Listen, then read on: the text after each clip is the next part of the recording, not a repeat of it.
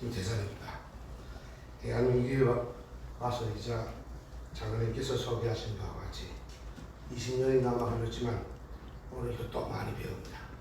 사람의 기를 죽이려면 이렇게 계속 높이 불러주고 칭찬할 때 사람의 기가 욱해 죽는다는 걸 또 배웠습니다.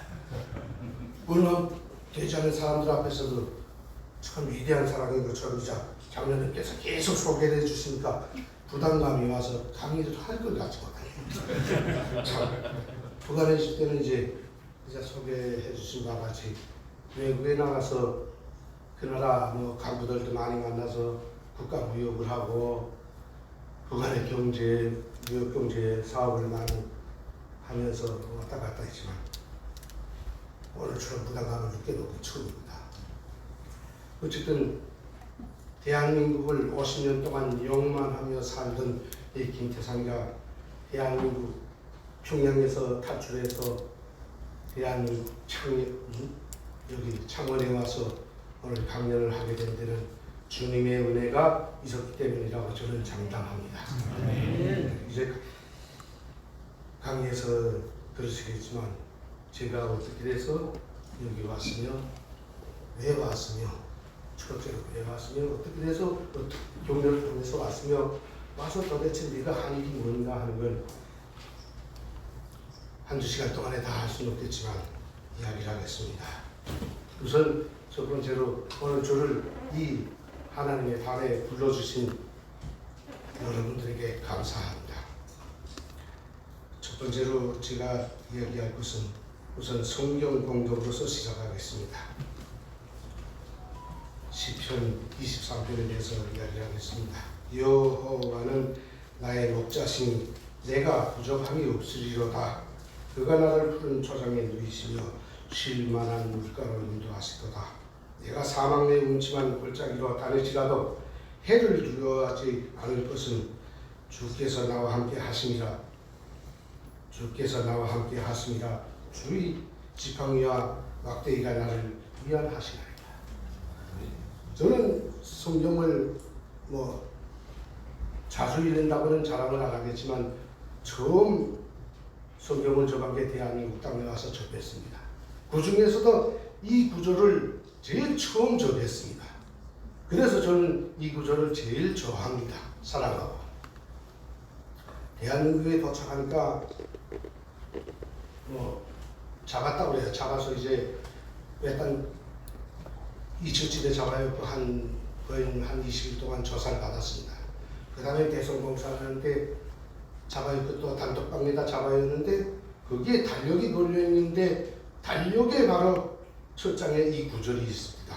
그래서 처음으로 이걸 읽어보고 와, 이게 내가 대한민국으로 이 남조선으로 오게 된 그 경로를 여기다 적어놓은 것 같구나.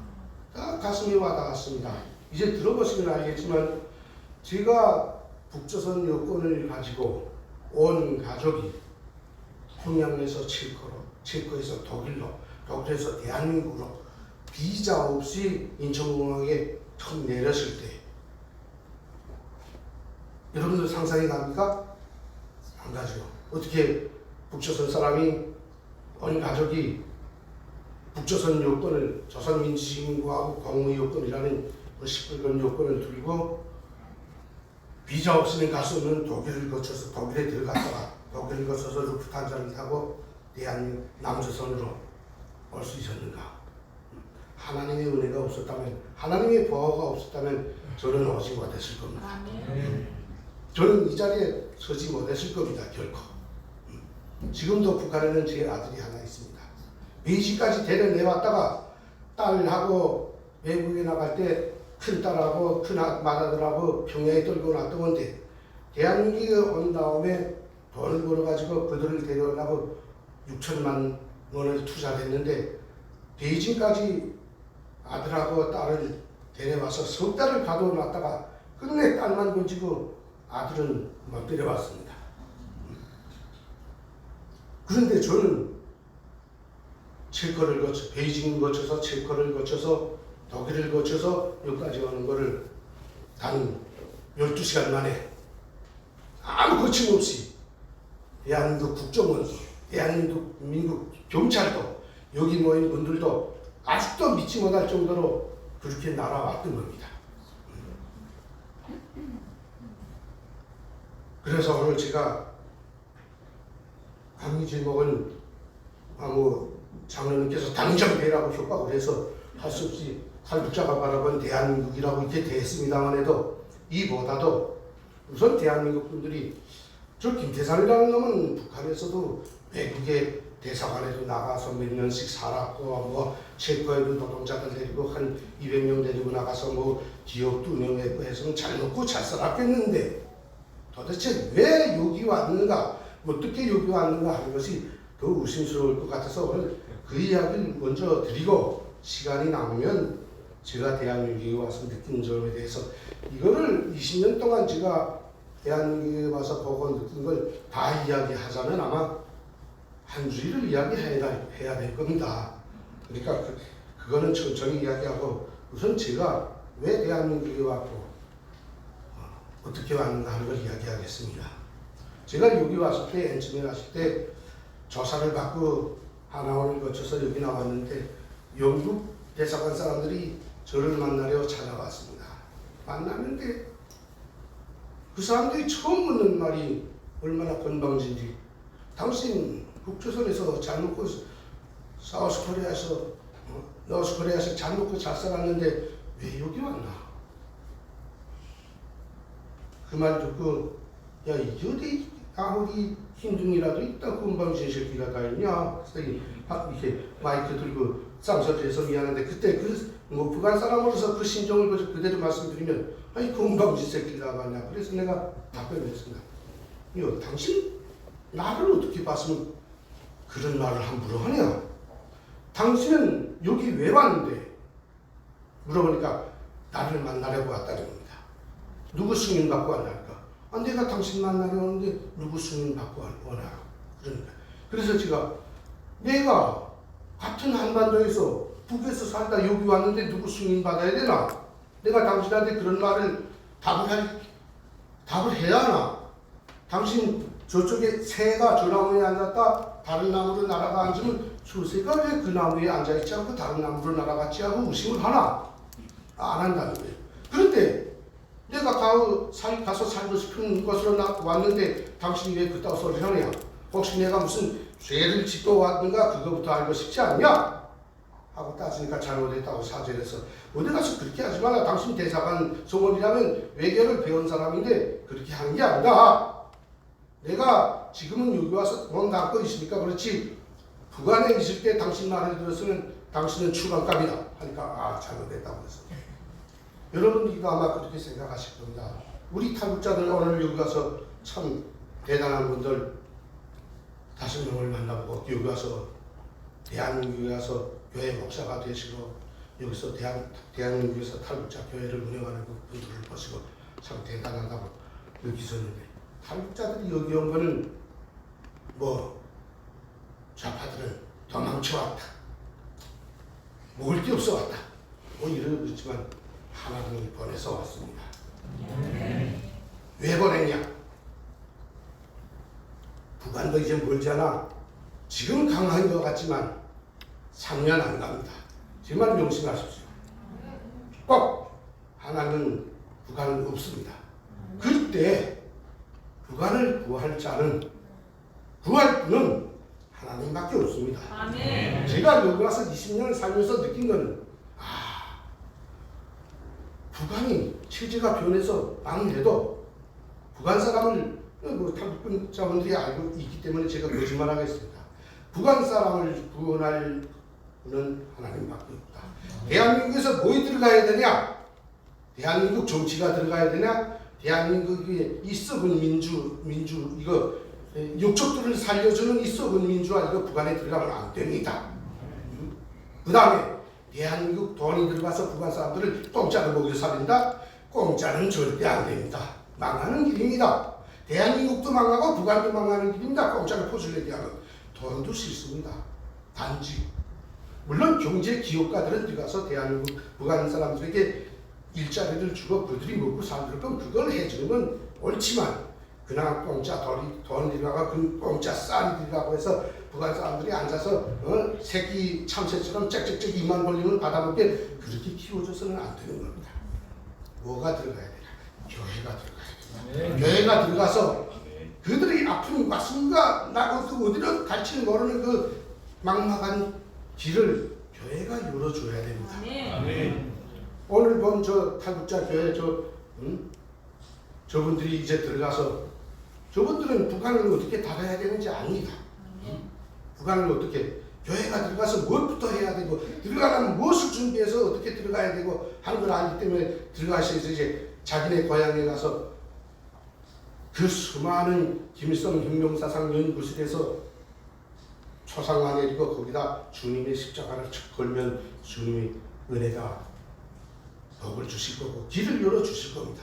그렇게 하면 자기 친척 형제들을 친구들을 데려다 살려주고 나갈 길을 열어줄 겁니다. 대한민국 교회가 들어가서 북한을 살리는 길밖에 없습니다. 이제 북한이 변하면 덕지에 꽉 눌렸던 사람들이 야 자유도 하고 탁 터쳐주면 성질급하고 어디로 튈 줄 모르는 북한 100만, 120만의 군대, 북한의 망나니들, 꽃제비들 다를 사람 없습니다. 못 다릅니다. 대한민국 목사들이 어떤 큰 교회 가서 이렇게 이야기를 해보면 우린 북한에 들어가려고 몇백억을 지금 꿈져 가지고 있다. 목사님 돈 가지고 들어가면 누가 나옵니까? 돈 가지고 안 되는 게 뭐가 있어? 아니 쌍말로 이러고 자빠졌는데 북한에 들어가서 이제 북한 사람들한테 돈 꿔줘서 교회를 끌어갔다는 소리인데 그게 될까요? 물론 돈 말하고 따라올 겁니다. 아까도 내가 장로님하고 간단히 이야기를 한 적 있지만 내가 여기 와서 보니까 용락교회든 순복음교회든 특히 더 순복음교회가 너무하게 한데 탈북자들이 오면 한 사람 끌어온 사람한테도 혜택이 가고 탈북자가 오면 한 달에 20만 원씩 공짜로 줍니다. 한 번에.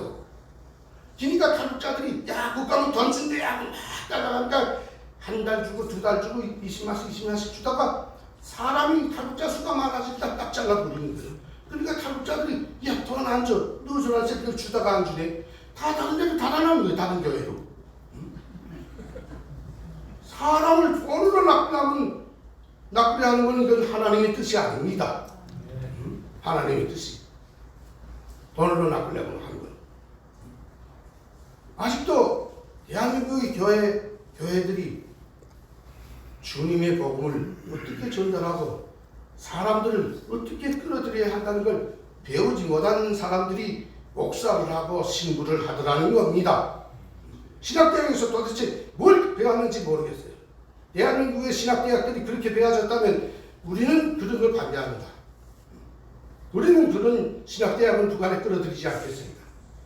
평양의 김일성 종합대학을 간판 내리고 거기다 평양신학대학이라는 걸 차리고 거기서 차라리 이 대한민국에서 유능한 목사 장로님들을 데려다 교단에 앉히고 새로운 목사 장로들을 신부들을 양성해서 대한민국으로 오히려 수출을 해야 할 형편이다 이거지. 제가 말이 좀 비뚤어 나갔는데 북한 사람들은 북한 국민들을 앞으로 보듬어주고 바른 길로 이끌어줘야 할 분들은 대한민국의 교회밖에 없습니다. 여기에 정치, 여기에 군사, 여기에 돈 아무리 들어가야 북한 2천만 동포 잡지 못합니다. 그렇다고 붙잡아다가 탕탕 쏴 죽일 수도 없잖아요. 그렇게 하고 북한에다 뭐 감옥 올려놓고 김일성이보다 저 심한 독재 제도를 세울 수도 없는 거 아닙니까? 오직 하나님의 교회가 들어갈 때만이 북한 동포들의 아프고 저린 가슴을 다듬어주고 보듬어주고 길을 열어줄 수 있다는 걸 여러분들이 아셔야 합니다. 그래서 저는 이런 교회에 올 때마다 참 부럽습니다. 북한에 수십만 개나 되는 김일성, 김정일의 혁명사상 연구실 그것들이 북한 사람들에게 무엇을 줬습니까? 노예와 같은 불정, 충성, 개처럼 충성하는 그거밖에 준 거 있습니까? 먹을 걸 줬습니까? 살 길을 열어줬습니까? 일생 동안 저도 거기서 50년 동안은 김씨 가문에게 충성했지만 마지막엔 대한민국으로 오는 길밖에 없었습니다. 어떤 좌파들은 나보고 내가 자유에 대해서 강의를 하면서 대한민국 사람들은 자유가 뭔지 똑똑히 모른다. 오직 어떤 사람들은 자유가 아니면 제 마음대로 말하고 제 마음대로 하고 싶은 것을 하는 것이 자유라고 생각하는데 그게 자유가 아니다. 자유에는 책임이 따른다. 자유를 지킬 줄 알아야 한다. 그리고 자유를 누리려면 나라 기한제를 알아야 한다. 자기 나라가 있어야 자유가 있다는 걸 알아야 한다. 그런데 너희들처럼 나라를 배반하고 조국에 충성하는 자들이 어떻게 자유를 누리겠다고 개소리를 하냐? 하니까 하나 질문합시다. 하세요. 당신들도 자유를 찾아서 이쪽으로 오지 않았습니까? 그러면 뭐 다른 게 있습니까? 그게 틀렸다는 거야. 제가 답변했어요. 그게 틀렸다는 거야.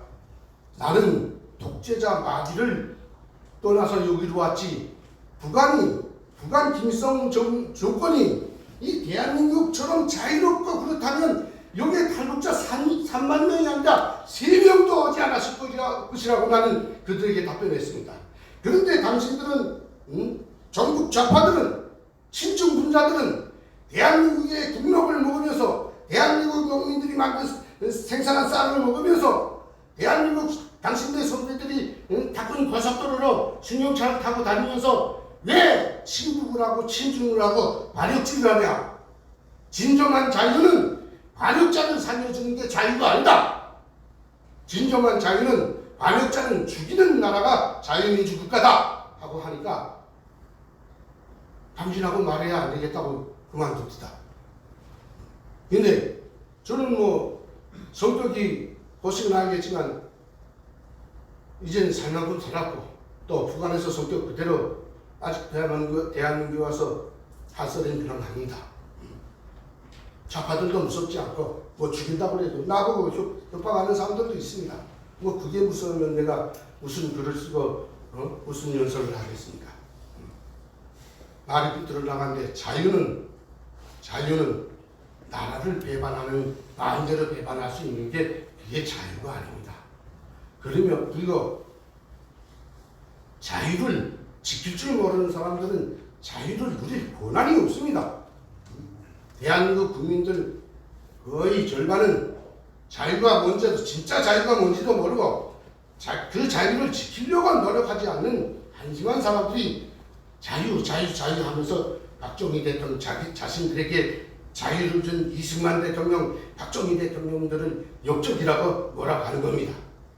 그런 사람들이 자기에게 자유를 주고 공산국가들의 협박으로부터 자기를 구원해준 이승만 대통령을 대통령 동상에 박수를 걸어서 끌어내려서 해외로 내쫓았고 박정희 대통령을 반대해서 이틀 동안 데모하다가 총으로 쏴 죽인 그런 사람들이 무슨 자유를 누릴 권한이 있다는 겁니까? 그런 사람들은 자유가 아니라 감옥으로 가고 사형장으로 가야 마땅한 겁니다. 저는 제 말이 틀리는 말이든 오늘 제가 하고 싶은 말을 하는 장소니까 합니다. 제 말을 듣고 판단은 여러분들이 하십시오. 싫은 사람은 나가셔도 됩니다.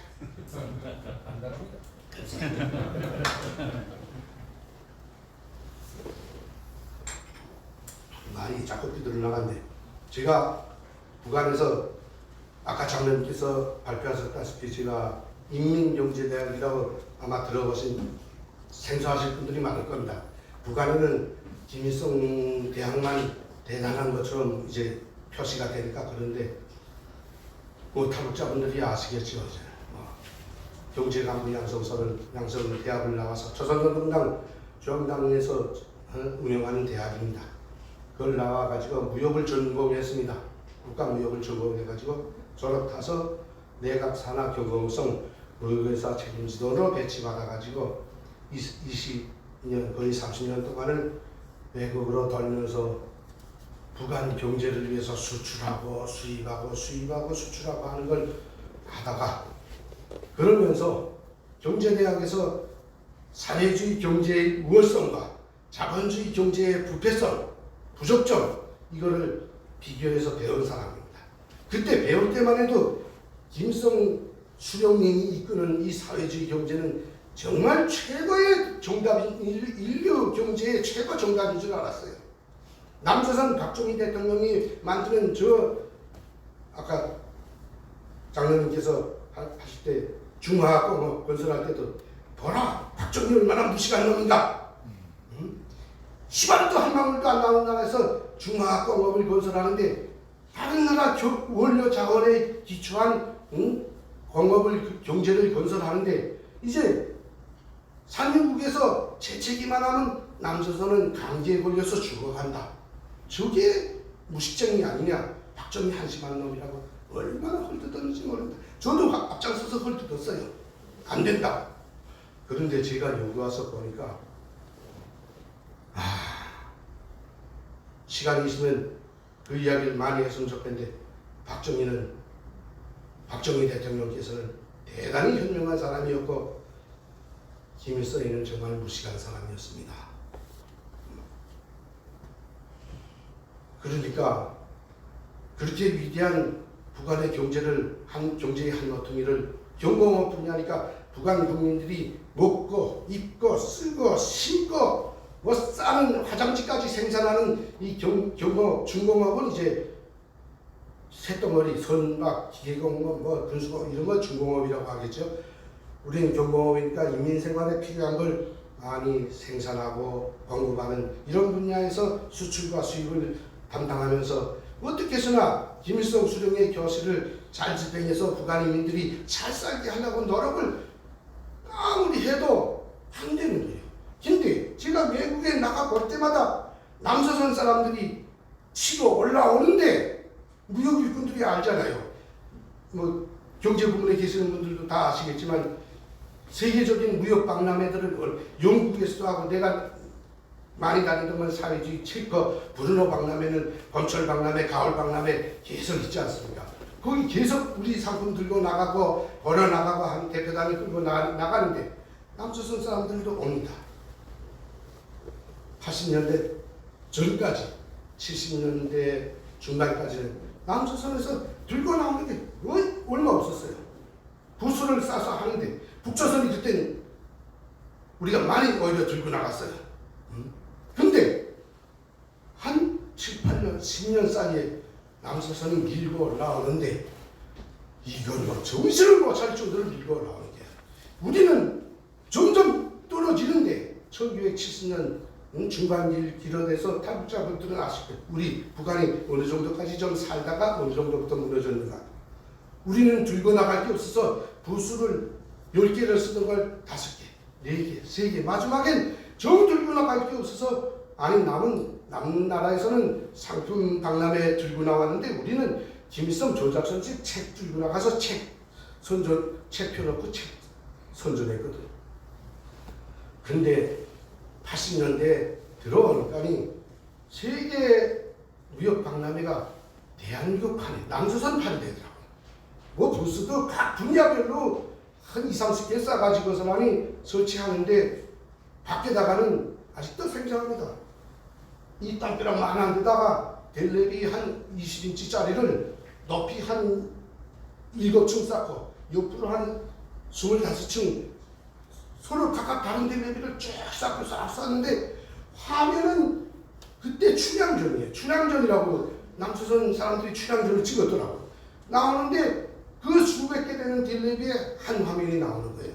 다 델레비마다 춘향의 얼굴이 나오는 게 아니라 요만하게 이쪽 델레비에 귀 나오고 이쪽 델레비는 손가락 나오고 여기는 코 나오고 촛불 서로 다른 델레비를 어떻게 화면 조정을 저렇게 하지?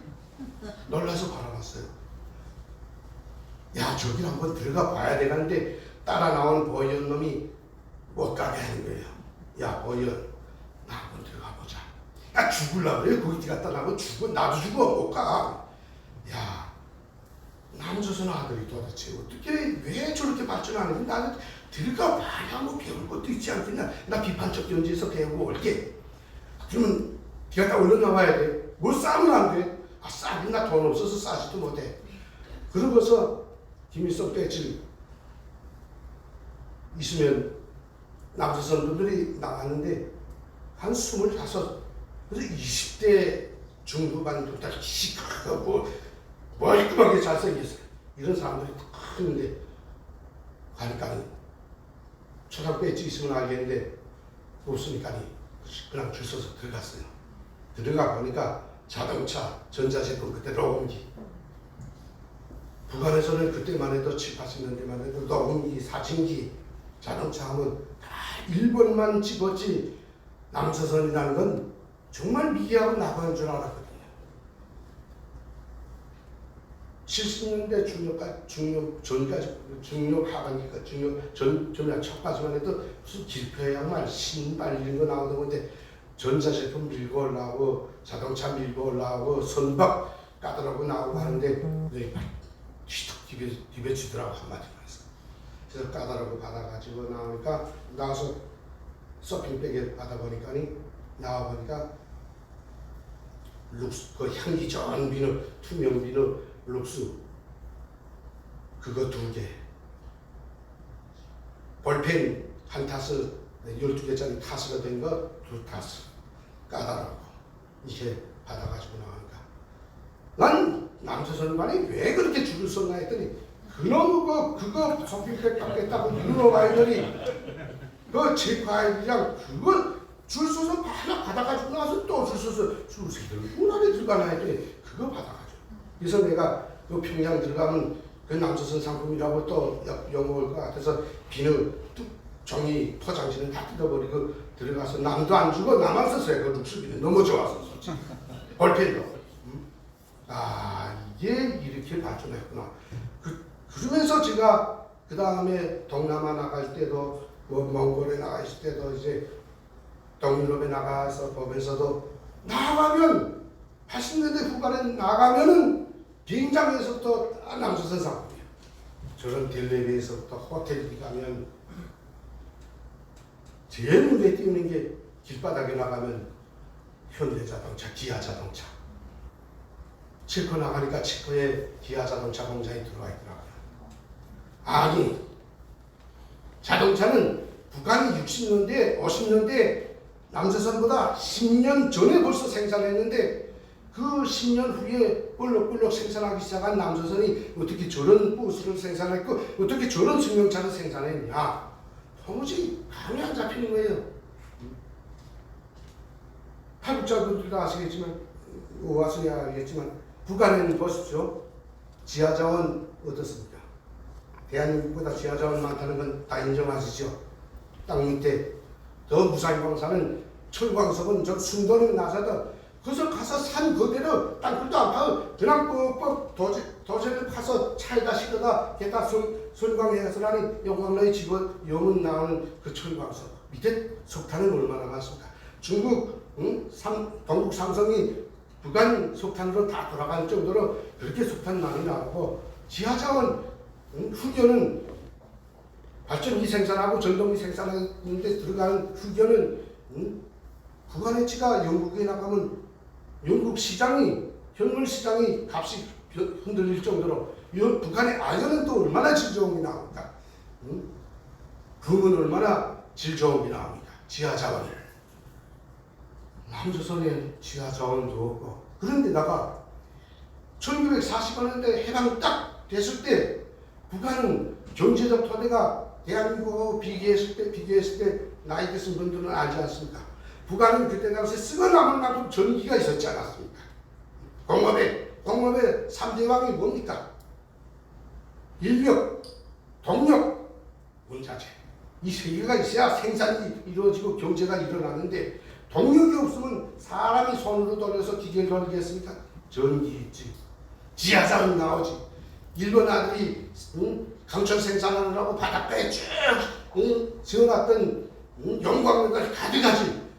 군수공업 생산에 군수공장들 가득하지. 화학공장, 화학비료공장, 비료공장, 화학공업 간단하지.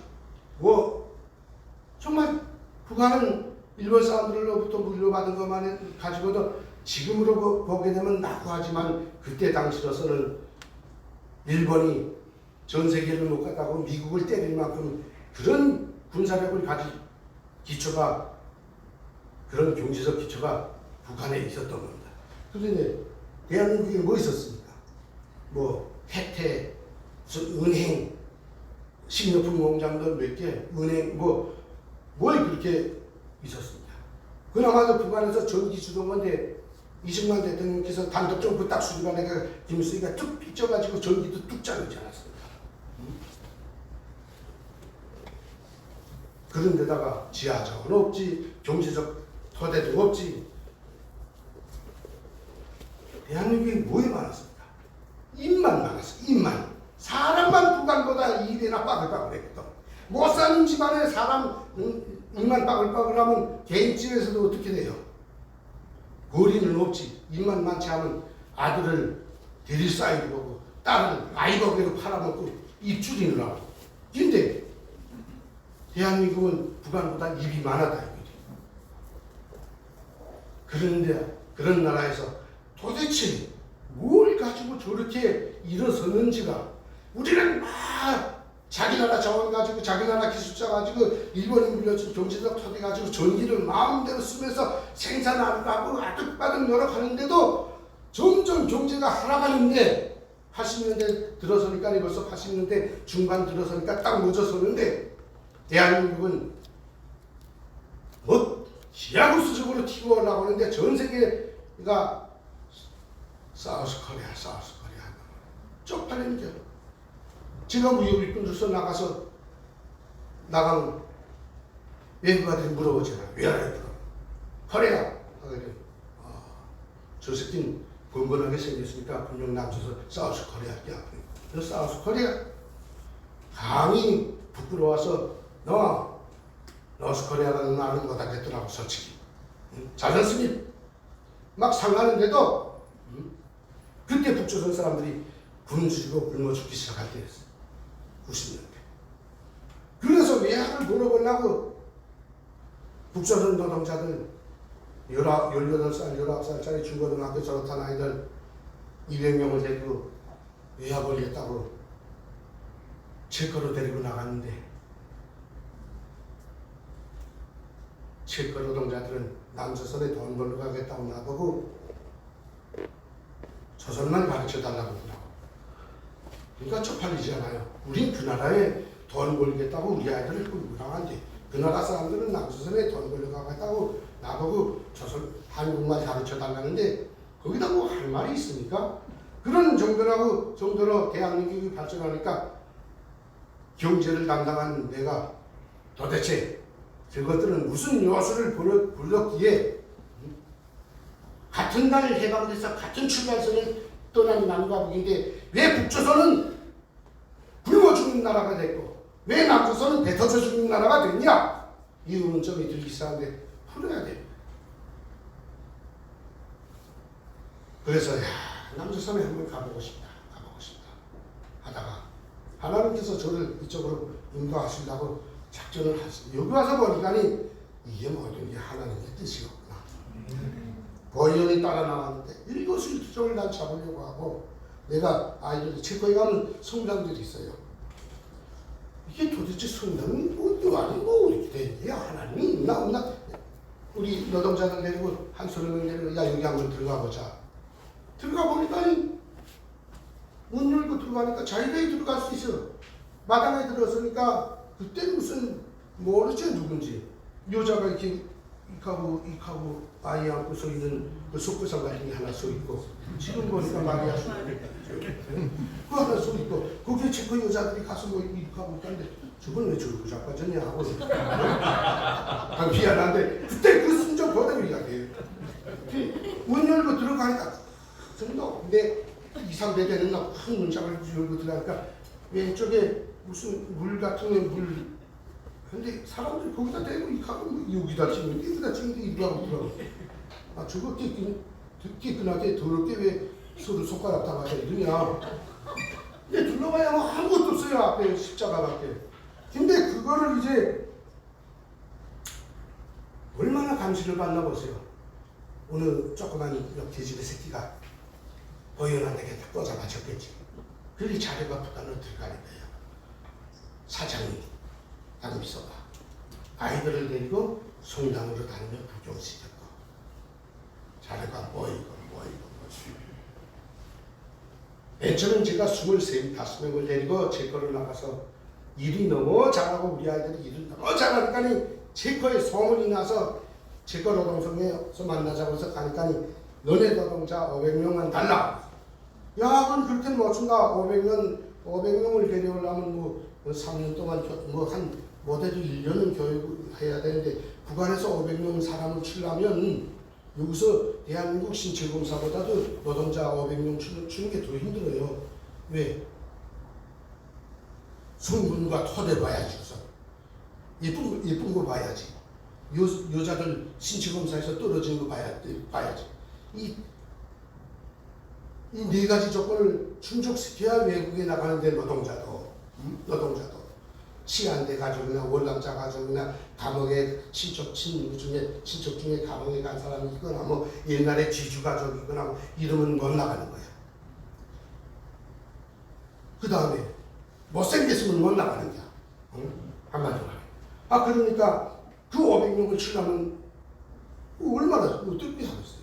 근데 다 쳐가지고 또 기초교육을 주고 외국에 나가서 어떻게 해야 되는지 그것도 하고 언어도 조금 가르치고 데리고 나가려면 1년 걸려야 되는데 야 그렇게 못한다 하니까 당장 200명만 달라는 거야. 알아서 준다. 그래서 제가 이제 150명을 북한에다 이야기하니까 뭐 외학원이 돈이 없으니까 왜 안 보내야 되겠습니까? 그게 김경희 우리 경공업 담당 중앙부장인 김정일의 동생 김경희한테까지 보고가 된 거예요. 당장 내보내라. 그래서 외화를 보내야 되잖아. 소식이 돼서 나온 걸 맨 처음에 신발 공장 하나였는데 그 120명 나온 걸 신발 공장 하나 더 차리고 여성 속옷 공장 하나 만들고 그 다음에 가방 공장, 부직포 생산 공장 이렇게 4개를 차려서 공장 5개를 운영하다가 뭐 체코도 가난해서 한 달에 노인 도대체 많이 받아야 170, 요즘 말하면 17만, 20만 한국 돈으로 한 달 노인 죽도록 일해야 17만, 20만 받는데 그거 아이들 먹는 거 뭐 생활비 숙박비 제하고 나면 북한에 들이보내는 돈도 없어. 그래 또 500명을 또 대대 내오려고 북한에다 전화를 하니까 내보낸다 하면서 나를 교체시키려고. 내가 힘이 없는 놈이니까 어느 또 정당에 힘 있는 줄을 탄 놈이 나오냐고 새로운 내 선을 통해서 나오는데 새로운 사장을 뽑을 준비를 하고 있다라고 해서 또 내가 말레이시아 대사관에 나갔다가 재패 들어가서 3년 동안 흉노를 하고 노동자로 강직돼서 노동생활을 하다가 겨우 체코에 나왔는데 또 잡아먹으려고냐 하고 남조선에도 가봐야 되겠다 하는데 와이프한테 이야기를 하니까 이 와이프가 귀신 본 놈처럼 이놈 놓친 내가 기절을 하려고 하더라고. 영감태기가 미쳐도 바로 못 미쳐도 죽으려고 하더라고. 시작을 갖다 박아내고 그 남편한테다 무슨 개소리냐고 너 혼자 북으로 들어가라. 나 혼자 남서선 가겠다. 미안하지만 여기 대한민국에서는 일이란 단번에 쫓겨나죠. 근데 북한에서는 우리 남자들이 그렇게 권한이 있습니다. 대한민국 남자들이 북한에 다 살기 쉬워요.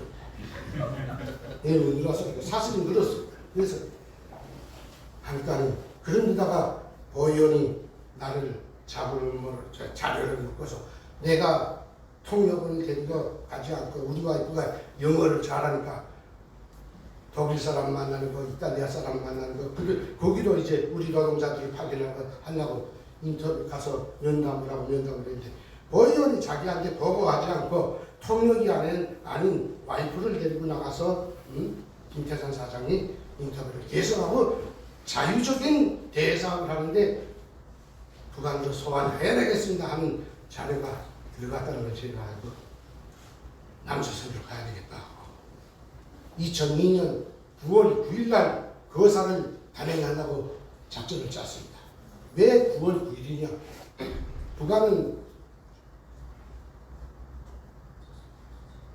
이제 큰 명절날에는 김일성, 김정일에게 드리는 충성의 선서 모임이라는 걸 합니다. 다 많고 이게 쭉 다 나눠서 충성의 선서. 나는 뭐 수령께 뭐 충성하고 누구 하면 쭉 하는 것 충성의 선서 모임을 하는데 외국에 나간 노동자들도 다 하거든요. 근데 공장이 5개니까 멀리 떨어져 있으니까 내가 다 나갈 수도 없고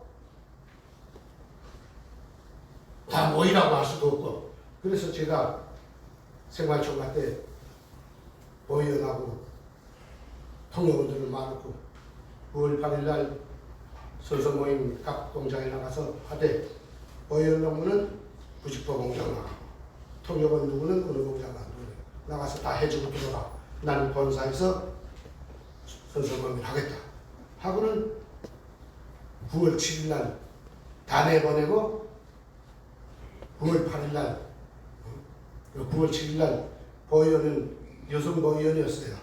여자들이 좀 참 답답해요. 여자들 갖고 여자 역에서 미안한데 좀 해야죠. 제가 보위원은 처음 가는 데이기 때문에 내가 기차를 타고 노동자를 그 부직포 공장에 데려다 줬습니다. 데려다 주고 그날 저녁에 거기서 자고 9월 8일 날 본사로 돌아오려고 했는데 참 일이 묘하게 꼬입니다. 내가 그 여성 노동자들 공장에 갈 때마다 거기다 낚싯대를 숨겨놓고 그 옆에 큰 호수가 있어 갈 때마다 낚시를, 지금도 여기 와서 낚시를 좋아해서 낚시 자주 가는데 보현 보고 여기서 좀 아이들 만나보고 있으시오. 난 나가 낚시할래. 하고는 아이들 보고 야 낚싯대 가져오라. 밀가루 반죽해서 미끼 가져오라 하고 하니까는 다 가져와서 나갔는데 아이들 둘이 사장님 저기도 따라가갔습니다. 가자. 근데 지금 보니까 보위원이 나한테 붙은 꼴이었던 것 같아요. 아이들을 데리고 낚시터에 갔어요. 제 거는 거기 그저 낚시 밀가루 반죽해서 요만큼 뜯어서 그저 낚시에다 죽여서 영 그저 그냥 물려요. 그저 한 바퀴줄 양동 한 양동이 잡는 거 한두 시간이면 큰 양동씩 잡거든. 붕어 인거 그저 막 올라옵니다. 아니 그날따라 거기 새끼는 어디 다 출장하는데 한 새끼도 안 물리는 거야. 아니 이게 오늘 왜 이 모양이야? 보위원도 왔는데 이거 완전히 쪽팔리게 놀아. 이거 왜 이래 하는데 저는 해가 여름이니까 8월달, 9월달이니까 해가 유연유연 넘어가는데 낚싯대가 휙 휘는 거야. 야! 그랬다고 탁 치니까 정말 크게 놀랐어. 리를 감는데 낚싯대가 허리가 중요해. 허리가 엄지손가락만 한데 낚싯대가 나가면 제일 가는 초리대가 나가는 놈인데 허리가 쭉 나가는 거야. 이게 뭐야. 낚싯줄을 당기니까 거기마저도 떨어지냐. 재수없다. 그래서 낚싯줄 걷어서 낚싯대에다 감아서 불밭에 훅 던지고 아이들 보고 야! 재수없다. 나 숙소 본사 돌아가겠다. 들어가서 보위원한테 나 갔다고 말하라. 그러니까 아이들이 사장지가 식사하고 가십시오. 나 가겠다. 가고 거기서 욕전 나가는 거 한 20분 걸어 나가면 되거든요. 거기서 나가는데 보위원한테서 전화가 왔어요. 내 핸드폰이 있었어. 왜 그래요? 그러니까 아니 자고 가신다는데 가려고요. 그래. 갈래. 거기도 안 오르고 재수없어서 낚싯대 다 풀어주고 갈래. 내일 선수해주고 천천히 오세요. 하고서 전화 끊고 욕전에 툭 나가니까 표 달라니까 보더니 차 있다고 빨리 나가라는 거야. 표 받아가지고 나가서 차에 타고 오라니까 빵 하고 차 떠나는 거야. 예초만 늦었으면 그럼 차 막차인데 못하는 거야. 거기서 출발선이었는데 한 2시간 타고서 난 집에 오니까 놓친 데가 아니 자고 온다더니 왜 지금 와요? 12시간 넘었는데 알았어 술 가져오라. 그래서 독한 술을 한 컵에서 마시고 잤어요. 잔데 그 이튿날 아침에 일어나니까 자는데 자꾸 무슨 이거 오늘 가야 돼. 9월 9일 날 가려고 하는데 오늘은 9월 8일인데 오늘 가야 돼. 자꾸 이 생각이 나는 난 미신을 믿는 것도 아니고 철저한 노동당원인데 그때도 여기 노동당 중에 있었는데 이게 뭐야 왜 이래 자꾸 오늘 가야 된다는 게 여기서 뭔가 그래서 딱 일어나가지고 뒤로 씩 다니니 와이프를 흔들어 깨워가지고 왜 그래요? 일어나서 남수선 비행기표 빨리 예약하라. 그러니까 내가 내일 가죠 하고서 내일 오늘 또 간다는 게 허튼 소리 하고 빨리 하라면 하라. 나 이제 가서 아이들 선서해주고 오겠으니까 빨리 예약하라. 빽소리 치고서 독도에 나가서 아이들 다 모이라고 해놓고 충성에 선서해주고 아이들한테 나 오늘 가족들하고 프라하 대사관 올라가겠다. 그러니까 여기 보이원도 없고 나도 없고 통역원도 없으니까 너희들이 또 법문문 고란에 뭐 너네 세상이라고 사고치지 말고 조용히 있으라. 그러니까 와 좋다고 그러는 거야. 자기네들이 이제 외출하고 막 그럴 수 있는 자유가 생겼다는 거죠. 얼굴 자빠졌다고 난 집에 와서 돌아와서 와이프하고 야 비행기표 어찌됐습니다. 예약했어요. 아 근데 그렇게 딱 3자리 남았어요. 우리 나 와이프 우리 막내인 4살짜리 영화하고 3명인데 어떻게 딱 3자리 남았다는 거예요. 아 근데 3자리 남았는데 몽땅 이렇게 뿔뿔이 갈라져 앉아야 돼요. 그러니까 마지막에 이삭주의 하다 나니까 내 자석이 따르고 와이프 자석이 따르고 이제 막내 자석이 따르다는 그때는 뭐 벌써 뛴다니까 이 정신이 벌써 해도가 나가서 정신이 없는 게야. 야 빨리 준비하라. 아무것도 가지지 말고 사진첩만 딱 가지고 밑에 주차장으로 내려라. 그래서 난 사무실에 가서 오전 몇 시에 선서 끝나고 프라하 올라가 사업노트에다 딱 그렇게 써서 원래대로처럼 딱 적어놓고 키를 가지고 내려서 주차장에 가서 차를 끄고 역전에 나가서 차 주차시키고 기차를 타고 프라하 올라가서 택시를 타고 비행기장 나갔죠. 나가서 비행기표 파스포르트 내리고 달라니까 코 큰 여자인데 아무 생각 없이 주는 거예요. 그 자리에서 비자 너네 북조선 사람인데 그때는 직항이 없었어요. 대한민국하고 체코가 직항이 없어서 독일 들어갔다 이쪽으로 오는데 갈아타고 표를 주는 거예요. 아 표를 받았다. 이제 저기 검색대를 통과해야 되는데 저기서 이제 도장 찍어주면 통과하고 거기서 걸리게 되면 이건 죽는 길인데 찌다찌다 이 가방을 하나 붙이고 우리 와이프는 아이를 갖고 나는 가족 여권까지 해서 3개를 가지고 들어가면서 군노인하고 여권을 주니까 딱 보더니 얼굴 축 보더니 우리 막내 얼굴 축 보더니 희죽이 있더니 축축 해서 도장을 쿵쿵 찍는데 그게 한 3천 내지 5천 걸린대. 그 3천 내지 5초가 오래 50년 시간이 같아. 그러더니 주변에서 굿바이 하는 거야. 아 통과됐잖아요. 거기서 걸렸으면 뭐 전화 한 통이면 대사관에서 꼬여나오고 뭐 다 나오겠죠. 통과해서 가서 비행기에 갔는데 비행기 좀 제발 여러분들 경험 뭐 쳐봤죠? 우리 탈북자분들만 아마 이해할게요. 박정희서 뭐 금방 와서 막 정말 난 군대 나가서 총도 맞아봤고 쪽도 맞고 쌍도 해보고 매도 맞아보고 때려도 보고 청룡가만 먹는데도 그 뛴다는 게 그렇게 가슴 저린 줄은 몰랐어요. 금방 죽던 거가 잡은 것 같아. 개새끼 빨리 좀 비행기 뜨지. 그거 15분 기다리는 걸 그래서 개새끼 소리 천도를 하는 거야. 개새끼. 비행기가 떴어요. 한 40분 가니까 독일에 내려서 이제 거기서 전지하잖아요. 휴게실이죠. 기다리는 칼에 문 열고 딱 기다려야 돼. 악소리가 날 정도야. 뭐야? 안에 보니까 몽땅 조선 사람이야. 우리 같은 사람. 거기 제 건데. 아 이거 벌써 통보받고 잡으려 왔나? 체코 그 국정 도장 찍던 놈이 우리 대사관에 대해서서 그 독일에 북조선 대표부가 나와 있거든요. 아 여기서 나왔나? 집에서 이거 굳어졌는데 멍하니 보는데 그 많은 사람들이 우리를 한두도 쳐다보는 사람도 없고 관심하는 사람도 없는 거야. 가슴에 보니까 초상위장이 없는 거야. 아 이게 뭐야 남조선 아이들이래 하고 물렁물렁 찾아 들어가서 의자에 앉았어요. 그러니까 뭐 저희들은 무슨 소리 희귀당 나가지 우리 관심 없는 거야. 아 이게 여기 체코에 놀러왔던 사람들이 돌아가는 게로구나. 거기서 40분 한 50분 기다려서 비행기 갈아타고 루프탄자 타는 데를 들어가잖아요. 아 들어가는데 여권 또 보는 거예요.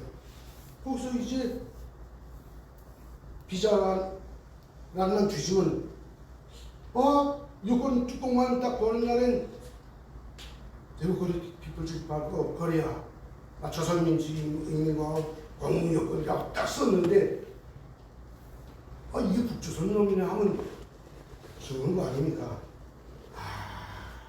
막 거기서부터 저 머리 허옇죠. 그 하루 동안에 보니까 머리가 허옇지.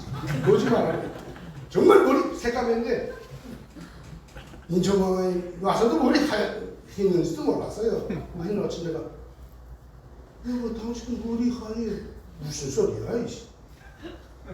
화장실 가서 보니까 그렇게 사람이 신경 쓰니까 스트레스 그게 사람을 그렇게 죽더라고. 그래서 내가 여권을 또 지금 가면서 내가 영어가 이제 말하는 것도 서툴지 않아요. 말이 했던 것도 꼭 돌지 않고 우리 와이프는 영어를 잘해요.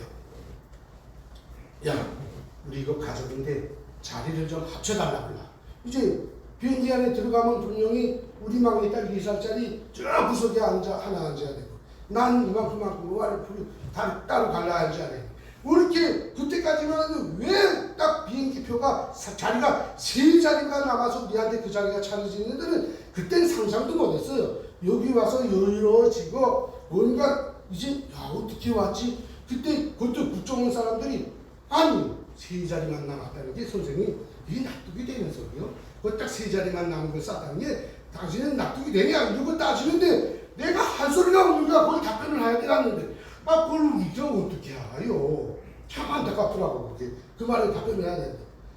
그러니까 우리 와이프가 받아가지고 그 여자한테다 이야기를 하니까 오케이. 하여튼 여권을 받아서 그 옆에 컴퓨터 달는 여자한테 딱 넘겨주니까 그 여자가 뚝뚝뚝뚝 하면서 그 시간에 또 괜히 우리를 도와주는 여자를 쌍욕이 나가더라고. 저 진짜 배에 있다고 빨리 좀 하지. 지금 보면 죄송하죠. 우리 도와준 사람들. 웃으면서 턱 넘겨주는데 합쳤다는 게 자석을. 비행장에서는 없었는데 어떻게 합쳤지? 들어와 보니까 화가 거기는 생겨. 그 비행기 비상문 여는 데 있잖아요. 거기는 누구도 안 하고 앞좌석에도 없고 다리를 마음대로 쭉 펼 수 있는 그 자리 있잖아요. 거기에 우리가 합쳤더라고. 그러니까 가게 앉으니까 거기 안내원이 오더니 이제 일이 생겨서 이걸 열 때는 좀 방전해달라고. 그래서 오케이 하고 밤새 거기서 이제 다리 쭉 펴보면서 사람이 눈물이 그렇게 많은 줄은 몰랐어요. 우리 와이프는 10시간 남아서 루프탄자를 타고 인천공항까지 오는데 계속 울어. 저건 무슨 몸에 사람이 수분이 60%라는데 저건 수분이 한 90% 되는 년인가 이렇게 속으로 생각하면서도 내가 이거 지금 무슨 일을 벌이는 거냐 50년 동안 산 나라를 버리고 어딜 가느냐 하면서 말하라고 인천공항까지 왔어요. 인천공항 거의 왔는데 비행기 쓰느라고 우리 비행기는 이제 10분이면 인천공항인데 이게 뭐야? 인천에 또 왜 간다는 거야? 김포인 줄 알았는데 제가 북한에서 고사포병이었어요. 그래서 남한의 비행장은 다 알아요. 어디 군사 비행장 거기 팬덤기가 몇 대 있고 몇 대 있고 뭘 무슨 비행기가 몇 대 있고 쫙 우리서 이렇게 뜨는데 김포공항은 분명 국제공항 민항이라고 했는데 왜 김포로 안 가고 인천은 또 모이가? 그래서 아가씨 그 비행 한국 안내양이 너무 멀니까 오는 거예요. 이 비행기가 왜 인천으로 갈까? 그러니까 처음 오시는 문화이네요. 예. 얼마 전부터 김포는 국내 선으로 돌리고 인천 새로 지어서 국제하고 그렇구나. 인천에 처음 내렸죠. 내려서 보니까 경제 사람이 여자는 뭘만 보이고 개는 뭘만 보이고 한다고 저는 경제 일꾼이었으니까 비행장 쳐 보니까 내가 북한에서 대학을 졸업하고 한 20년 동안 외국을 다니면서 본 비행장 중에서 제일 잘 지었고 제일 깨끗하고 제일 좋아. 와, 북한에서 김정일이 건설의 영재라고 그만큼 지랄을 하면 떠받들었는데 이 남조선 놈새끼들이 더 건설을 잘하네. 북한에 오직 비행장 하나 있는 거 순천 비행장 2층짜리 지금 생각해보면 돈 좀 있는 사람들이 개인저택 방갈로 개인저택 정도나 되는 걸 북한은 국제비행장이라고 쓰지 않아요. 순천 순환 비행장. 근데 여기 인천 비행장 딱 보니까 와 얼마나 잘 지냈는지 부러운 거야. 적국인데 부러운 거야. 그래서 쭉 돌아다니는 가는데 우리하고 같이 온 사람들은 11시 정도 되니까 다 빠져나갔잖아요. 우리 가족 3개만 남았어요. 3명. 이런 의자가 앉아 있어서 이제 저기를 통과하면 난리가 나겠는데 이거 누가 저 왜 왔나 물어보지. 사람을 그때 내가 거기 한 40분 앉아 있었는데 사람을 그렇게 투명인간 취급하니까 미치겠더라고. 그래서 제가 지금 대한민국 정부에다도 대한민국 국민들에도 이야기하는 게 왜 대한민국 기자들이 저 김정은이를 투명인간 취급하게 되면 제김의 혈압이 터져서 죽겠는데 왜 자꾸 또 늘어주냐. 사람 대접 안 하고 사람 대접은 고사하고 물어보고 챙겨주고 이러지 않고 이까스부터 지나가면 얼마나 안타깝고 답답한지 모릅니다. 그래서 제가 기다리다가 누가 제발 와서 왜 거기 앉아있냐, 어디서 왔냐, 뭐 하느냐 좀 물어봐 주면 좋겠는데 한 누구도 관심을 안 하느냐. 근데 조금 있으니까 회색 정복을 입고 둥줄 모였으니까 아마 세관원 같아요. 지나가는 거예요. 그래서 제가 여 동무 그러니까 쑥 보더니 정신병자인 줄 아는지 그냥 가는 거예요. 여 동무 그러니까 예? 저 불렀으니까 나 사람이 부르는데 왜 그냥 가요? 왜 그러니까 우리가 평양에서 왔습니다. 예?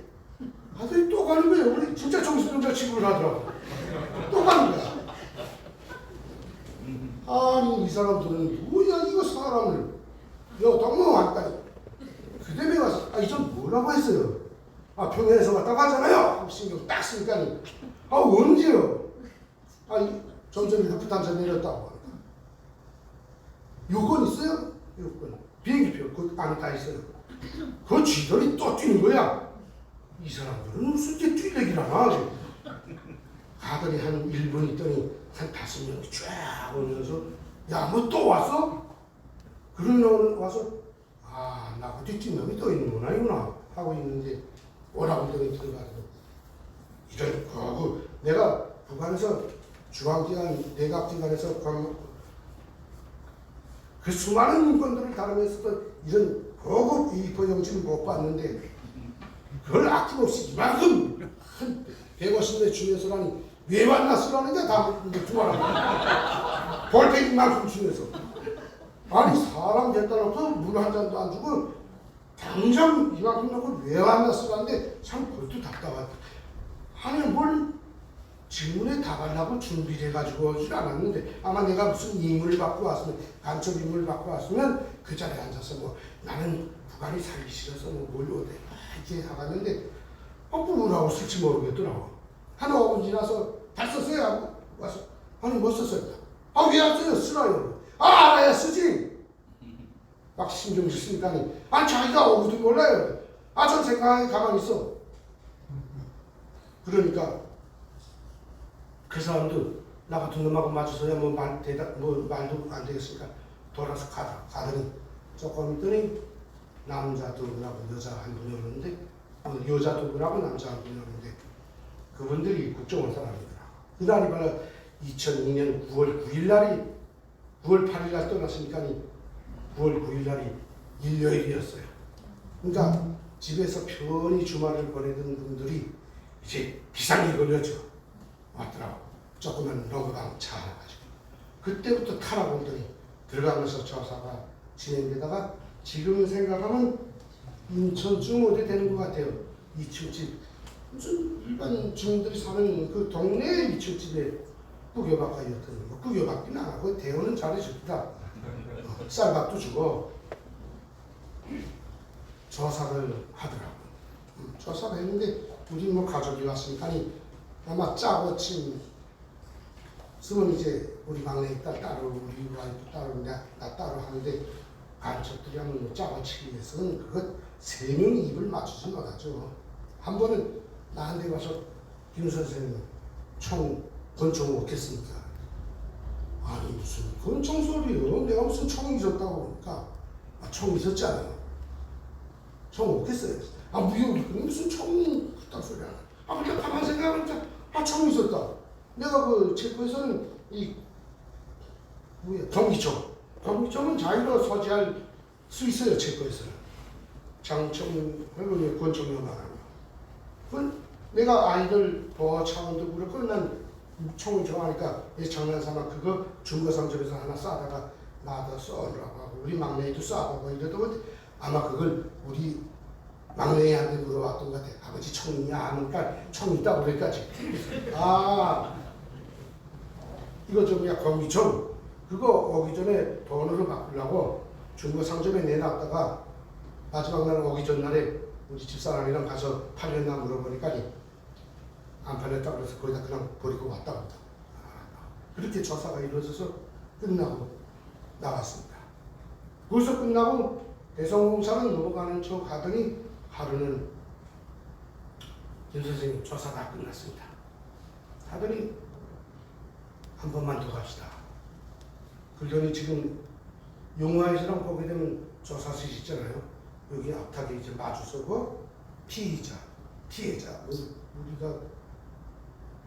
우리는 간첩이고 저쪽은 조사관이고 그다음에 저쪽에 시꺼먼 유리가 있는데 그 뒤에서 이제 보는 게 있잖아요. 그런 조사실에 들어가더니 마지막이라고 인사에 조사 다 끝났지만 하나만 물으시다. 왜?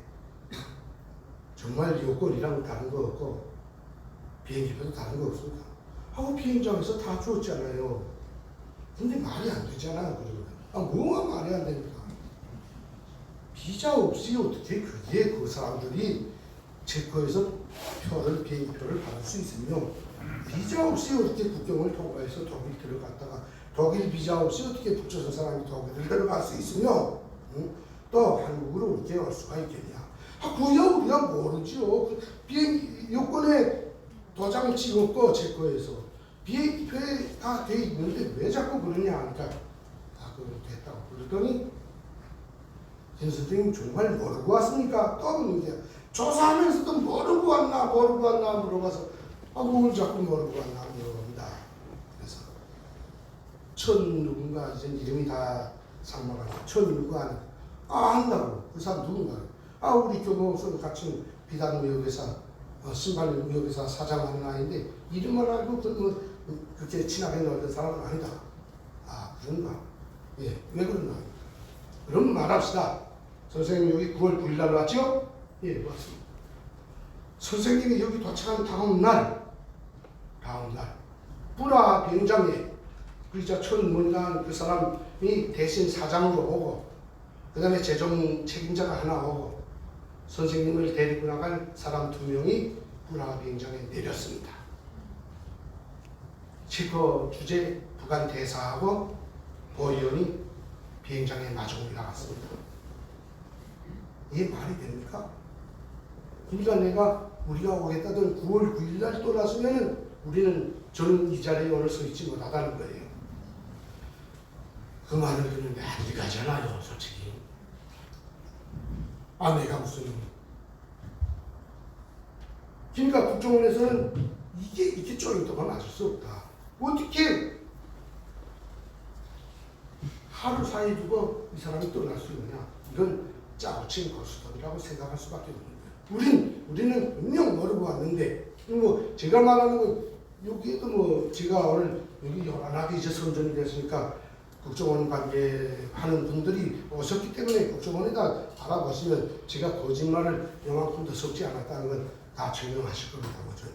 부끄럽지 않게 간증을 합니다. 거기서 이게 어떻게 이렇게 왔지? 내가 9월 9일 날 떠나갔다고 와이프랑 약속을 했다. 그 이튿날 9월 8일 날 아침에 9월 7일 날에 낚시터에서 낚싯대는 왜 부러졌으며 그날 거기서 자갔다고 했다가 왜 내가 기차 마지막 차를 타고 나를 기다렸던 서 있던 기차를 타고 숙소로 돌아왔고 어떻게 아침에 그날 떠나겠다고 머릿속에서 자꾸 생각났던 건 뭐지? 뜨가잖아요. 지금 생각해보면 하나님이 나를 실어다 준 거예요. 비자가 없이 여러분들 아직도 믿어 안 지죠? 대한민국 그렇게 허술합니다. 내가 한척이었다면 인천 비행장에서 공항에서 무슨 어디다 폭탄 하나 설치하고 아니면 인천공항에서 뭐 나하고 만나게 된 어떤 선하고 만나서 뒷걸음으로 쭉 빠져나와서 나쁜 짓을 할 수도 있잖아요. 근데 어쨌든 체코에서 여기까지 올 때까지 그 북조선 여권을 가지고 여기까지 왔는데 그 자리에서도 그 조사 끝나는 자리까지 우리 와이프는 울면서 북한에는 맏딸이 있지 맏아들이 있지 막내이만 데리고 왔습니다. 또 북한에는 부모 형제가 있지. 이제 그들이 운명이 어떻게 되리라는 뻔히 아니까 울더문데 국정원 담당자가 이제 하는 그 말을 듣더니 우리 와이프가 여보 나 앞으로 당신 믿을래. 내가 무슨 하나님이 된 거야 그때. 내가 하자는 대로 하니까니 된 거야. 만약에 그날 안 하고 9월 9일 날 왔다고 그랬다 보현이 돌아와서 쫙 아이들을 시켜가지고 나 뛰지 못하게 차 키를 해소하고 뭐 딱 잡아놨으면 나는 우리 사장 와이프라고 출렁거리면 사장 노릇 하던 우리 와이프가 내가 나를 데리고 나가는 사람들한테 끌려서 나가고 이렇게 키부스에서 나가고 우리 와이프를 줄줄해서 나가고 그 자리에서 노동자들 보는데 얼마나 망신스러웠겠어요. 상상합니까? 여러분 여기 여성분들 계시는데 자기 남편이 체포돼서 끌려갈 때 그 와이프들이 심정이 어떨까요? 그러니까 그때 우리 와이프가 여보 나 당신 앞으로는 믿을래. 믿고 난 그게 아직도 상상이 안 가잖아요. 어떻게 이런 일이 있었지? 그래서 저는 그때부터 하나님의 역사가 나한테 내렸다고 난 장담을 합니다. 그 다음에 대한민국에 왔잖아요. 왔는데 좀 부끄러운 일이지만 국정원 사람들이 그때 김대중 대통령 시절에 왔는데 국정원 사람들이 안타까웠겠죠. 어떻게 북조선 한 가족이 중앙기관 뭐 간부면 간부입니다. 북잡고 간부가 왜 국법을 모르는지 모르겠는데 그 사람이 여기까지 올 때까지 몰랐냐? 이 책임을 누가 지겠냐? 하고 이런 사람이 북조선 여권을 가지고 왔다고 대한민국에 공포라도 되는 나들은 얼마나 비난이 쏟아지겠어요. 제구스를 했냐? 누구냐? 이렇게 대한민국이 뚫렸냐? 막 이렇게 되면 그러니까 사실은 미안한 말이지만 나를 노동자로 노동자로 하자고. 체코 신발 기술학자에서 개표가 온 게 아니라 체코 신발 기술학자 회사 노동자가 도망쳐서 탈북했다. 이렇게 하겠다고 합니다. 나는 받아주는 것만 해도 감사하지 않아요. 쫓아보니까 걱정했는데. 예. 그래서 오늘 여기 노동자의 신분으로 섰습니다. 이 대표자리 지고야 대표자라는 거 지워야 됩니다. 그래서 사회에 나왔는데 하나만 그다음에 다른 사람들은 국정원을 대사관을 통해서 오다 나니까 와서 거기 국정원 무슨 연구소라는 데도 다 들이보내주고 공짜 돈도 주고 하는데 전화야 일반 탈북자도 치고 그래서 산원에다 쓰러졌더라고. 사실 저도 오는 게 비자 문제도 걸리고 하기 때문에 2002년 6월 달에 여기서 대한민국에서 월드컵 할 때 그 축구를 몰래 텔레비 놓고 보면서 그때 올라고 북한 칠거 주재 대한민국 대사관에다 전화도 2번 했댔고 그 대사관에 좀 들어가 보려고 문 앞에까지 갔댔어요. 칠거 땅에 이제 가면 북한 대사관하고 대한민국 대사관이 거리상 걸어서 한 10분 차이로 이렇게 떨어져 있지 않아요.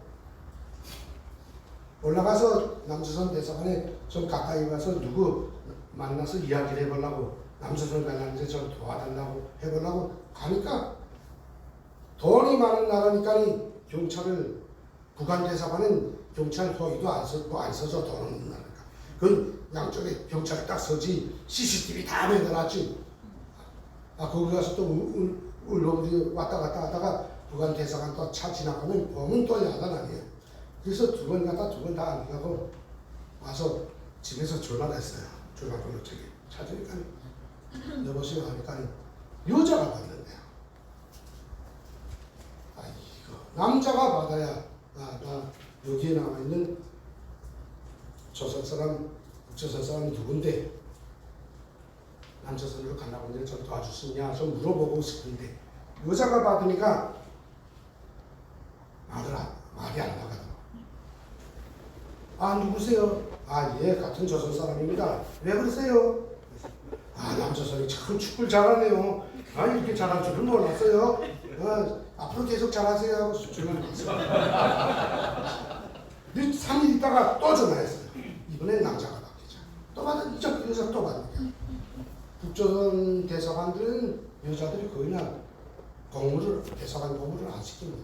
근데 여기 와서 말레이시아 다시 나가보니까 말레이시아 나가서 이제 한국 대사관에 가서 아이들 거기 우리 아이 유학 데리고 나갔겠는데 문석분을 보니까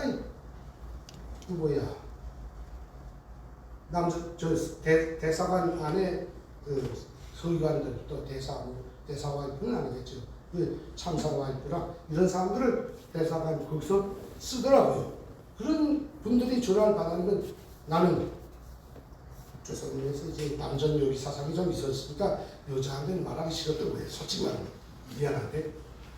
그래서 전화를 놓고서 여기서 국정원 조사받으면서 이제 그 내용을 다 이야기했어요. 그러니까 여기서 조사해보니까 죄다 다 죽었더라고.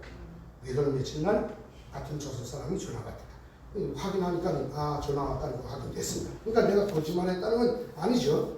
그래서 그게 확인이 됐어요. 그래서 나도 제거 대사관, 제거 주재 한국 대사관을 통해서 여기 오려고 하다가 그게 조인트가 맞지 않아서 내 손을 푹 잡아들었는데 그게 죄가 될 줄은 몰랐어요. 그래 노동자로 강직돼서 하나만 들어가서 요만한 아이들하고 같이 몇 달 동안 밥 먹으면서 이자 여호와는 나의 목자신 시편 23편을 공부하면서 하나님이 나를 여기다 인도해 주셨구나 하고 느끼면서 하나원을 좋다고 탁 나오는데 다른 요만한 아이들 혼자 사는 아이들도 집을 다 주면서 나한테는 집을 배정을 안 해주는 거예요. 집이 없다고. 어디 돈이 있으면 어디 가서 전세를 사든 어디 타는데 돈도 없잖아요. 그렇다고 해서 남서선 처음 왔는데 누구네 집에 가서 요즘부터 삽시다 할 수도 없고 부동산이라는 말조차도 모르는 사회에서 왔는데 그래서 하나원에 같이 있던 어린아이 혼자 온 아이야. 난 너희 집에 이따 집 나올 때까지만 좀 붙어 있자 하니까 와 있어. 가서 한 보름 붙어 있었는데 요놈이 빨빨거리고 하면서 나를 하인 취급하면서 청소도 하라고 그러는데 북한에서 그렇게 대접을 받아본 적은 없는데 이게 미치더라고. 근데 그때도 하나님이 살려주더라고. 부천 육급교회 감교회 그 장로님을 그렇게 알게 됐는데 나를 들으니까 그런가 우리 작두 목사님한테 이야기하니까 와시라구나 가니까 그 교회에서 주차장을 만들겠다고 옆에 빌라를 3동을 쌌는데 지금 추워서 공사를 못하고 있으니까 여기 겨울에 와서 한겨울 있으라고 내서 가서 거기서 이제 집을 청소하고 스위치는 뜨끈뜨끈한 데서 있으면서 나는 근데 거기 가서 편안히 사는데 그 교회에 안 나갈 수가 없잖아요. 나가기 싫은데 솔직히 하나님 짓을 나를 인도에 왔다는 걸 알면서도 사람 심리가 죽어갈 때는 살려달라고 막 빌다가 살려주니까 걷다 내놓으라는 식이야. 교회 가기 싫은데 사람 양심에 새벽 교회를 안 나가게 안 되더라고. 근데 우리 와이프랑 새벽 5시만 되면 나가서 새벽교회도 다니면서 이제 성경 공부도 하고 하다가 아마 그때 감시를 한 것 같아요. 걱정해서. 이놈이 분명 간첩 같은데 집이 없으면 이거는 선이 와서 집을 알아봐 주든가 어떻게 살게 해주겠든가 돈을 넣어주든가 하겠는 할 것이라고 아마 조사를 했겠죠. 뭐 제 선입견입니다. 그거 그렇게밖에 이해가 안 되잖아요. 우리 나이 요만한도 혼자 사는 아이한테도 집을 주면서 우리 나이를 데리고 있는 우리 가정에는 왜 집을 안 줬는지 그거는 이해가 안 돼요. 물론 우리를 이제 그 아이들보다 더 큰 집을 주려고 안 줬다면 이해가 되는데 그에 배정된 집을 보니까 같은 동네에 같은 평수를 주는 거예요. 그걸 봐서는 우리를 테스트했다는 거죠. 뒤에 누가 우리를 뒷받침하는 사람이 있지 않겠는가. 그래서 몇 달, 한 서너 달 그 교회에 있으면서 교회에 가서 봉사도 하면서 거기서 주님을 또 영접하면서 이제 다니다가 집이 나왔다고 해서 서울로 올라갔죠. 서울로 올라왔는데 먹고 사는 게 문제 아니니까 그땐 우리한테 한 가정에 3,500만 원 줬어요. 3,500만 원 줬는데 한 번에 다 안 줬어요. 1,000만 원 준 거는 우리 받은 집 전세 잡는 데까지 그걸 놓고 한 달에 한 분기에 350만씩인가 줬어요. 350을 다 쓰면 사기당한다, 뭐 술사 먹는다 하면서 안 주고 여주는 걸 이제 그걸 가지고 살아가는데 어쨌든 가족이 있고 하니까 아까도 제가 자유에 대해서 이야기했지만 대한민국 자유로운 땅에 왔지만 내가 이 자유를 누리려면 사람이 자유를 누리려면 직업이 있어야 되고 내일 아침에 출근할 직장이 있어야 하는 거예요. 야그 집안에 동전짜박지가 굴러다녀야 하고 남에게 퍼줄 쌀 한 바가지가 있을 때만이 자유를 누릴 수 있어요. 거의 없어서 저기 나가서 빌어먹는 거지라거나 그 노숙자들은 자유인간이 아닙니다. 그거는 노예죠. 근데 저한테 50이 넘어서 왔으니까 누가 지금 줍니다.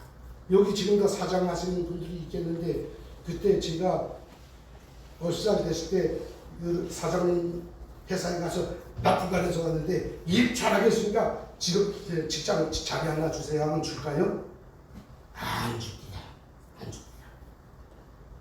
그래서 아까도 어느 분하고 이야기했는데 부관에서 안 뜨던 띄워주거나 노가다니고 가서 4년도 했어요.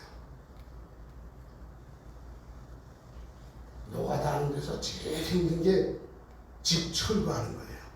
이건 낮에 못하고 영덕거리에 나가서 집 2채를 철거해봤는데 낮엔 복잡하니까 제기되니까 못하고 저녁에 해 넘어가야 그때 시작해서 이제 해 뜰 때까지 딱 마무리 다 해야 되는데 집 철거라는 게 아주 안에 다 미장한 것까지 다 긁어내고 다 까내고 그저 먼지 썩어서 물 한 모금 못 먹고 그렇게 긁어내서 아침에 토속이 나온 것들, 오물이 나온 거를 자동차에 다 실어서 차를 떠내보내야 끝이 나는데 12만 원 주는 거예요.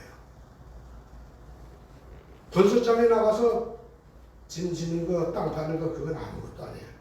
먼지는 안 먹고 그래도 자유로운 공기를 마시면서 좋은 공기 마시면서 일을 하는데 그렇게 일하면서 부지런히 하고 우리 와이프는 어느 목사, 이번에도 또 우리 와이프 살려준 게 목동에 있는 어느 목사님께서 영어를 잘하니까 한설교육 가방 메고 다니는 가정방문 학원 교사로 이제 편입을 시켜서 취직을 시켜줘서 거기서 이제 하고 우리 와이프는 가방을 메고 아이들 집에 교육을 다니고 저는 이제 공사를 다니고 근데 공사 다니는 게 힘든 게 매일 일이 있으면 좋겠는데 한 달 치고 15일 좀 일 안 되더라고요. 그래서 수소문 하다가 어느 같은 경주 김씨 형님뻘 되는 한국인인데 그분을 만났는데 자기가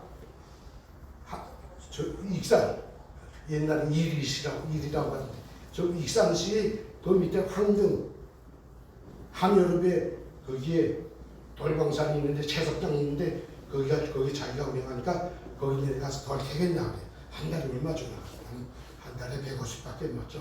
고정적으로 일을 할 수 있냐니까 고정적으로 한다. 그래서 거기는 가서 도를 한 1년, 2년 했어요. 가서 작부도 하면서. 근데 대한민국 사람들 뭐 이렇게 욕을 해서 미안한데 그 돌 캐는 사람들이 다 나이 든 분들이고 오랜 기술자들인데 기술도 안 돼주고 일 못하면 개새끼 38달러 새끼 쌍욕은 하고 저거 죽이고 싶은데 죽이면 안 돼갖고 참 그러면서 한 달에 150씩 받고 받아서 저축하고 근데 먹여주고 재워주니까 그게 되더라고. 그렇게 해서 이제 4년을 하니까 우리 와이프가 한 달에 한 250, 300씩 걷어들이고 내가 150, 200씩 걷어들이고 해서 우리 가정에서 쓰는 게 한 달에 100만씩 못 썼어요. 100만 못 쓰고 350, 300씩 저축을 하니까 한 4년 되니까 3, 4년 되니까 국가에서 준 2천만까지 합치니까 한 8,500만에 9천만 원이 됩니다. 거의 1억 되더라고요. 사실은 그렇게 이런 게 북한에 있는 자식들을 데려오려고 돈을 악착스레 벌었는데 딸만 데려오고 돈만 5천만 원 날리고 아들은 못 데려오고 끝이 났어요. 근데 뭐 4년 내가 노가다라니까 다리가 막 부어서 일을 못 하겠더라고. 그래서 미국에 가서 일해보려고 미국으로 건너뛰었어요. 또 미국 국회 청문회 가서 간증한다고 거기 있는 목사님이 통해가지고 초청장을 하나 받아가지고 미국으로 갔어요. 가서 국회에 가서 한번 이야기하고 미국 사람들 참 그 사람들도 짜쁘다. 가서 2시간 동안 간증하고 돌아섰는데 내일로 돌아가라는 게 돈 200달러 쥐어쓰면서 야 이놈들아 내가 이 200달러 때문에 여기 온 게 아니다. 내가 여기서 살려고 왔다 하고 되면 한인들을 통해가지고 한인사회에 들어가서 일자리 좀 해달라니까 뭘 할 수 있냐니까 아무거나 할 수 있다고 하니까 하루에 100달러씩 주었으니까 남의 집에 가서 일하라는 거예요. 가서 한인들이 거기 가서 성공한 사람들은 한 80만 불짜리 100만 불짜리 저택들을 방갈라들을 가지고 사는 집들이 많습니다. 거기 가서 이제 풀도 깎아주고 나무도 잘라주고 뭐 페인트 칠도 하고 그렇게 하다가 일자리가 막 끝나게 되면서 이내원이라는 분이 강서 면옥집을 하는 분인데 거기 가서 일하게 돼서 그 식당에 가서 먹고 살면서 또 한 달에 한 2,500불씩 받으면서 6개월을 하는데 사실은 가족을 데리고 미국 가서 살려고 하다가 가만 저녁마다 생각을 하니까 아니더라고요. 북한에 가서 자식들 둘 있지 한국에 와이프하고 막내 있지 나는 미국에 있지 이게 무슨 놈은 불행이 있다냐 자살하고 싶더라고요. 그래서 미국 가서 한 10,000불 벌어가지고 한국으로 돌아왔어요. 뭐 미친 장사는 안 했죠. 말해서 한국으로 다시 돌아와서 여기에 오니까 누가 받아주니까 참 한국에 와서 야 이게 뭐냐 내가 일하려고 한 건 아닌데 그러면서도 이제 다른 시간대에 할 말이 좀 몇 시간 있으면 하겠지만 저는 그 할 얘기 없을 때마다 포스코 사람들 통해 가지고 포스코 강천 가보고 현대자동차 공장 가보고 중화학고 저 울산 조선소도 가보고 하면서 도대체 대한민국이라는 나라가 어떻게 발전했냐를 한 번쯤 내 눈으로 봐야 되겠다. 진짜 이 나라에 있는 공장에서 자동차가 나오고 진짜 이 나라 조선소에서 그 큰 10만 톤급 유조선들이 나오고 3만 톤급, 5만 톤급 배들이 이 나라에서 만들어내냐를 내가 봐야 되겠다 하고 다 봤어요. 포스코 강철 공장 가보고 사람이 놀랐어요. 이딴 놈들이 다 있냐. 부럽고 분노가 한쪽으로는 부럽고 한쪽으로는 분노가 치는구나. 왜 부러우냐. 북쪽에 용광로 얼마나 많아요. 일본 롯데 건설한 거 좀 개선을 했지만 거긴 양복 입고 가서 30만 직장 사무실에 가서 돌아다니다가 그랬더니 새까매져요. 제진 장치가 하나도 없으니까 그거죠. 몽탄재 색깔은 거죠. 그냥 그 100m짜리 굴뚝 타고 올라갔다가 그냥 날에서 떨어지는데 바다에서 바람만 이쪽으로 들이부는 날엔 창문토에 그래서 이만큼씩 먼지가 쌓이는데 호수도 강철 공장 가보니까 딱 식료 공장에 온 감이 들더라고. 과자 만드는 공장 그렇게 깨끗하고 그렇게 소음 없고 먼지 없고 와 이게 뭐야. 조선소 가서 보니까 여러분들 배 봐. 저는 무역군이기 때문에 항마다 가면 1만 톤짜리 배만 봐도 와 가슴이 이렇게 막 흥분되지. 3만 톤도 5만 톤도 10만 톤도 배 한 번 보십시오. 섬 같은 거 그런 것들을 만들어내고 세계에 그게 이름이 막 대한민국 이름이 나고 강철공장 중화공장 가서 도대체 원유 얼마나 수입해요? 하니까 배럴수로 난 북한에서 했으니까 그 톤수 배럴수를 톤 150 그 리터를 키로수로 환산해서 톤 환산하니까 1억 3천만 톤 내지 1억 4천만 톤을 1년에 수입하더라고.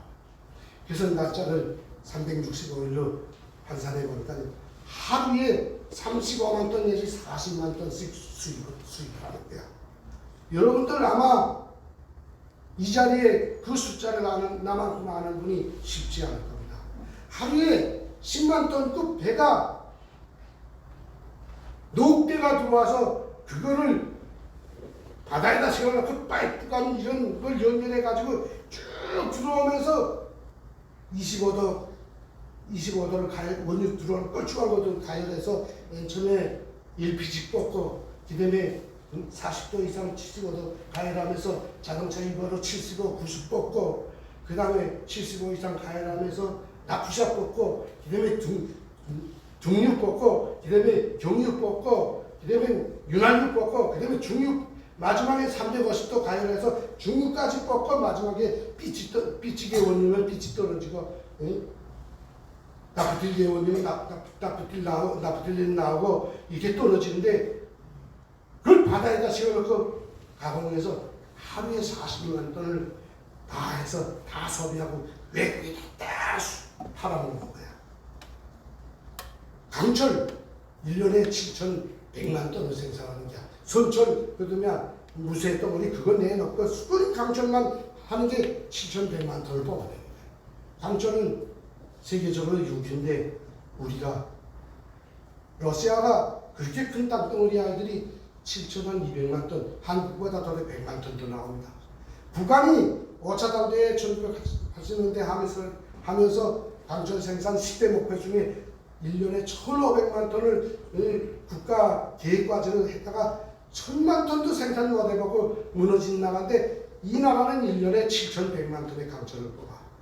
1년에 하루에 40만 톤씩 수입하는데 배가 들어오는데 북한이 1년에 원유를 얼마나 수입하는가 하면 제가 거기 있어봐서 알잖아요.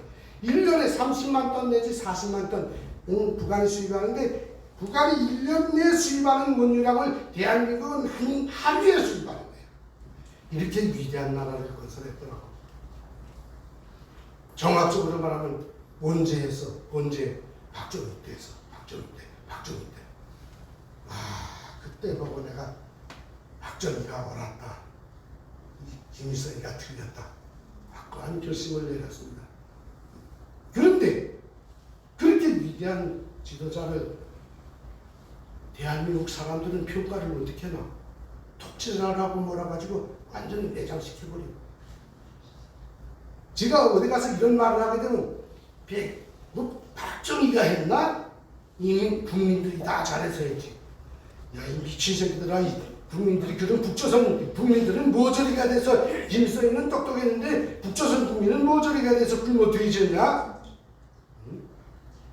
만약에 하나님께서 북조선에 박정희를 내리고 남한에다가 김일성을 내렸다면 북조선 백성들은 지금으로부터 40년 전에 한강의 기적에 한다 아마 세계적으로 넘버2의 국가를 만들어 놨을 거야. 난 북한 백성들은 뭐 우상화하자는 게 아니야. 지도자가 얼마나 위대한가를 여러분들은 알아야 되는 거예요. 네. 지도자가 그렇게 하나님께서 이 나라에 내려준 그 위대한 지도자를 자기네가 목을 띄워서 막 미국이 던져주는 그 빵덩어리 그거 서세지 먹고서 겨우 살아나갈 때 자기 자식들 겨우 풀떼기 먹여서 공부 보낼 때 미국 사람들이 보내준 밀가루로 빵 먹여서 아이들 공부시키던 사람들이 박정희 대통령 덕분에 이렇게 배때기에 기름이 지어서 산으로 뛰고 바다로 뛰는 사람들이 그 운동을 모르고 독재자를 몰아서 쏴죽이고 그마저도 업적을 세계 다른 나라 대통령들이 따르는 공산국가 도도 말고 공산국가 대통령들이 등소평이 뿌찌니 그런 사람들이 박정희 대통령을 막 배우려고 하고 떠받드는데 오히려 자기 민족이 그를 저주하는 이런 민족에게 하나님께서는 왜 그런 위대한 분을 내렸는지 나는 도무지 이해가 안 돼. 그래서 제가 여기 와서 하나님의 뜻을 얻고 하나님이 인도를 받아서 하나님이 보내준 가마를 타고 이 대한민국으로 와서 대한민국의 위대함과 대한민국 지방 지도자들의 위대함을 느꼈고 오늘 제가 간증합니다. 대한민국은 하나님의 복을 받은 나라였고 저도 여기 와서 그걸 배워가지고 앞으로 북한 땅에 가서 저기 앉아 계시는 탈북자 교회 저 목사님과 그 옆에 신도님들이랑 같이 또 여러분들과 같이 북한으로 가서 북한 우리 동포들도 여러분들처럼 배가 고프고 배부르고 자유로운 그런 나라를 만드는데 같이 동참해 주기를 바라면서 오늘 저희 이야기는 마치겠습니다.